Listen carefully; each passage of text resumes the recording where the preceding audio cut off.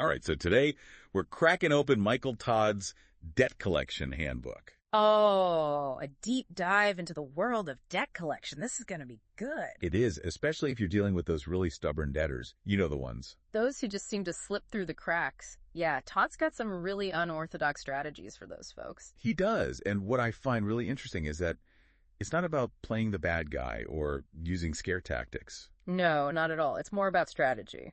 Exactly. In psychology, it's like he's combined his 40 years of experience. Right, 40 years. From those hard-hitting finance companies to the softer approach you see with accounting firms. And he's found this balance, which I think is really refreshing. Yeah, it's not one size fits all. It's about understanding the debtor and finding the right approach. And proof's in the pudding, right? I mean, he's got testimonials, case studies, people actually getting paid what they're owed, sometimes after years of struggle. Absolutely. It's really impressive. So before we get into the nitty-gritty of his unconventional methods, what are some key things to consider before even thinking about using these tactics? Well, Todd highlights 3 main decisions. Okay, 3 decisions. Lay them on me. First, and this one might surprise you, is whether or not to use an alias. An alias. Now, wait a minute. For debt collection. I know, it sounds crazy, right? It doesn't, why would you use an alias? Well, think about it. It introduces this element of uncertainty. Okay. The debtor is thrown off guard. They don't know who they're dealing with. Exactly. It's not the person they've been avoiding, it's someone new. So it's like psychological tactic? Precisely. And it allows the debtor to save face.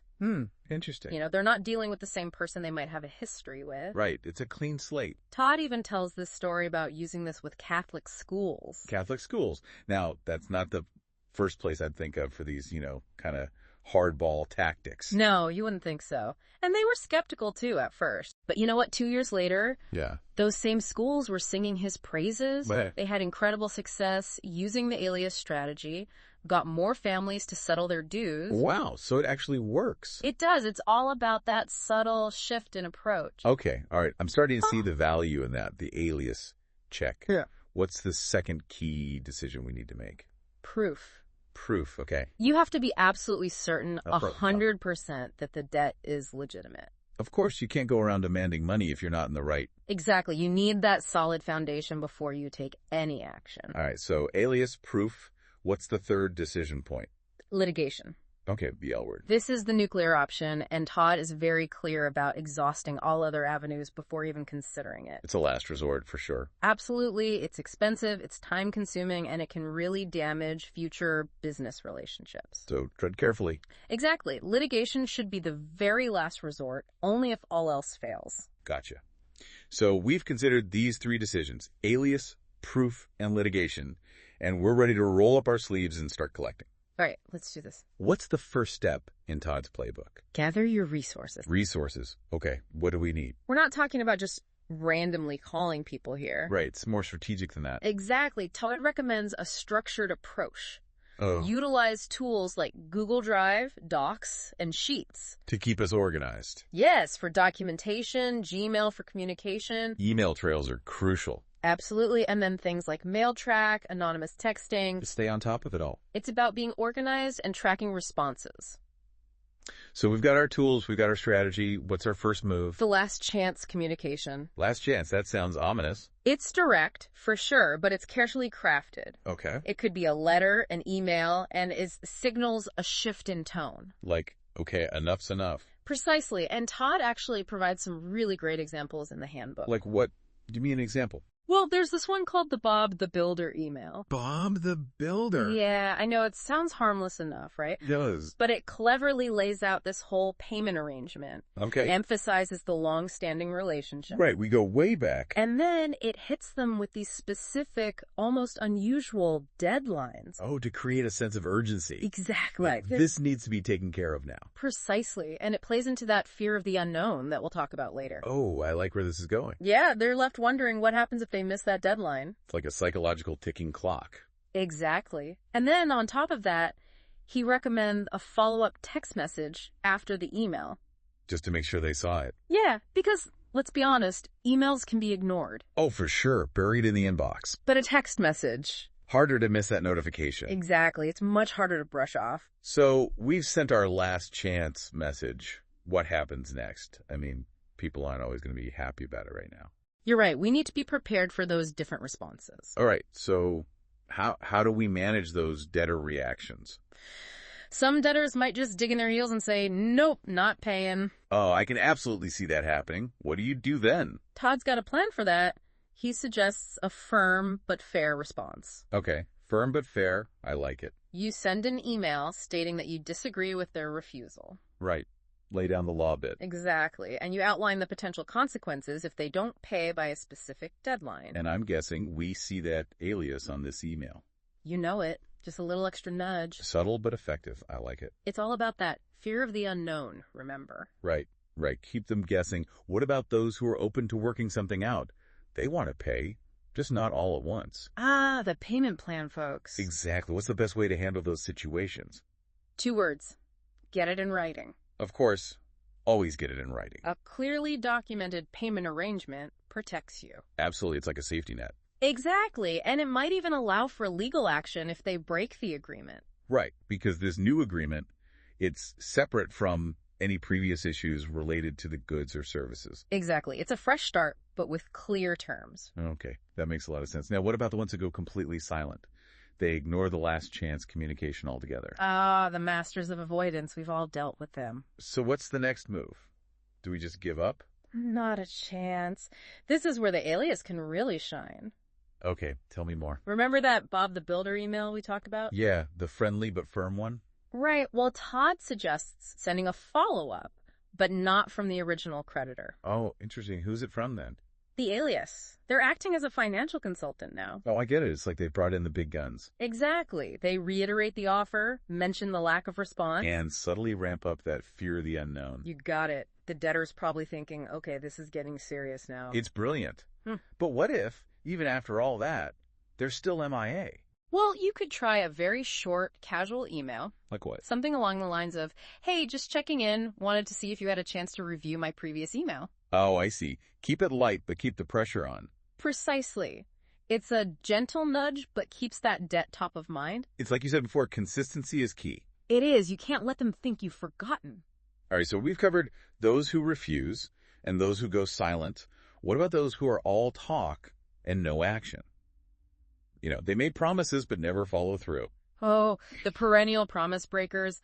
Todd has a special email template just for them. Hit me with it. What's the strategy here? This one's a bit different. For starters, no salutation. Oh, to set a more serious tone. Exactly. And it lists out all the previous broken promises. Just a little reminder of their track record. Exactly. And of course, it sets a very firm, very specific deadline for payment. No more wiggle room. Nope. Time to get serious. I like it. Calling them out while still giving them a chance to make it right. It's about finding that balance. Now, on the flip side, what about those who just ignore you completely? No excuses, no promises, just radio silence. Oh, we talked about those guys, the masters of avoidance. Right, but for them, Todd suggests ditching the email and going old school. Old school? Like a phone call? Even better, a formal letter. Ooh, a letter. That's bold. It is, and it lays out the facts, invites contact, sets a hard deadline. And hints at those potential consequences. Subtly, of course, but it's there. Okay, so we've got broken promises covered, and the silent treatment. What about the ones who are stuck in a perpetual loop of stalling? The stall masters. They always have a reason for why they can't pay. Right. Always something holding them back. For them, Todd recommends a more direct approach. Like what? An email requesting written documentation of their concerns. Oh, to back up their claims. Exactly. It forces them to either put up or shut up. And of course, we set a specific deadline and highlight those potential consequences. You know it. Got to keep the pressure on. So those email templates, those sound super helpful. Oh. But does Todd have any other unconventional tactics up his sleeve, besides those email templates? Oh, absolutely. His 12 powerful debt collection strategies are full of them. Okay, spill the beans. What else does he recommend? One of the most intriguing ones is his concept of unusual deadlines. Unusual deadlines. Now that's interesting. Tell me more. It's all about breaking the mold instead of the typical payment due by the end of the month. Right, which nobody pays attention to anyway. Exactly. He advocates for very specific, almost odd deadlines. Like, give me an example. Payment due by 2:00 p.m. on Wednesday the 16th. Okay, I see. Very specific. It creates a sense of urgency, makes them wonder, what's going to happen at 2:01? It's like a psychological countdown timer. I love it. It's all about getting their attention. So what other strategies does he suggest? We've got unusual deadlines. What else? Remember earlier when we briefly touched on chasing the wrong person on purpose? Right, like contacting a business partner or someone else connected to the debtor. Exactly. It's all about increasing visibility without being overly aggressive. So it's like social pressure, but for debt collection. Precisely. Yeah. He gives this example of this guy who starts getting calls at work. Oh, no. Embarrassing. And then, to top it off, his wife gets a message from the accountant. Oh, now it's getting real. Right. Suddenly everyone knows he hasn't paid his bills, and that can be very effective. Social pressure is a powerful motivator. Yeah. Okay. What else is in Todd's bag of tricks? He also talks about using curiosity to your advantage. Curiosity. How do you use curiosity in debt collection? Remember when we discussed CCing lawyers on a demand email? Yeah, to plant that seed of potential legal action without actually going down that road. Exactly. Well, it also sparks their curiosity. I can see that. Like, who is this lawyer and why am I CC'd? Precisely. It's human nature to be curious. Absolutely. So it's not just about intimidation, it's about intrigue, too. Exactly. And hopefully that intrigue leads to them paying the debt. Makes sense. All right. Yeah. Last but not least, tell me about the how do I get rid of you factor. Ah, that's a good one. It's all about consistency, persistence. Unclear communication. You become this calm, constant presence in their life. Not harassing, but always there. Exactly. You're a gentle reminder that this debt isn't going away. Until they address it. Precisely. It's like the squeaky wheel getting the grease. Exactly. You're not the loudest or the most aggressive, but you're the most persistent. And the most unavoidable. And ultimately, that's what gets the job done. So it's about making it easier for them to just pay up and be done with it. Exactly. It's the path of least resistance. This is fascinating stuff. It's like Todd has hacked the human psyche when it comes to debt collection. He really has, but he also provides some really practical tools. Oh, right. We touched on those earlier, those email templates. Exactly. He's got 7 of them, each one carefully crafted for a specific scenario. Like, give me an example. He has one for accepting a reduced amount. Practical. One for referring the debt to another party. Passing the buck, so to speak. And even a final demand template. That's the last resort.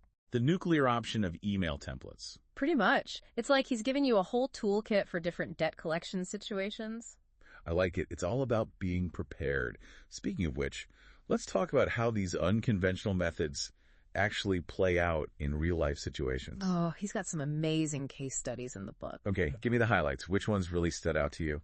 Well, there's this one about a school board that was struggling to collect overdue tuition fees. Oh, I can imagine that's a common problem. It is, but they came up with this clever strategy. Oh, tell me more. They created a fictional board meeting. A fictional board meeting? What for? And they generated a report that listed the names of parents who were behind on payments. Wait, so they were going to publicly shame these parents? Not exactly. It was all about tapping into that fear of embarrassment. I see. So it was a bluff. In a way, yes, but it worked. So the parents got these notices saying their names were on this list for the board meeting. And suddenly, those payments started rolling in. Brilliant. It just goes to show, a little psychology can go a long way. It really can. And it's about being creative, thinking outside the box. Okay, that's one case study. What other creative approaches does he highlight? Oh, there's this one about a child care center that was having a tough time getting parents to, pay on time. Okay, relatable. Every parent's been there. Right. So they came up with this system, color-coded payment reminders. Color-coded. Okay, I need details. So if a parent was a little behind, they'd put this light blue reminder slip in the kid's pocket. Subtle. But if they were really overdue, bright pink slip. Hold on, nobody wants to be the pink slip family. Exactly. No direct confrontation, but very effective. It's like a scarlet letter for overdue child care payments. I love it. What else have you got? There's one about a coffee bean importer. Okay, coffee, always relevant. So he's dealing with this client, owes him a ton of money. I've been there. But he doesn't want to play hardball, values the business relationship. Right. Got to be careful with those. So he tries a totally different approach. I'm on the edge of my seat. What do? He sends this email, right? Explains he's having trouble with his own suppliers. Oh no, is this the woe is me tactic?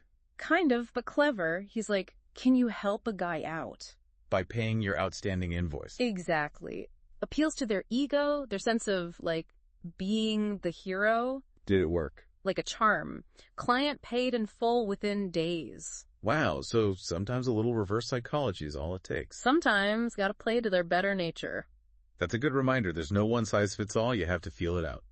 100%. And speaking of understanding human nature, Todd also gets into the psychology behind why people pay debts. Oh, right. The 7 reasons why people pay. It's like a crash course in human behavior. Exactly. Understanding those motivations is key. All right, so hit me with it. What are these 7 reasons? First one, the most basic, is need. Okay, like they need your service to survive. Exactly. Think utilities, essential stuff.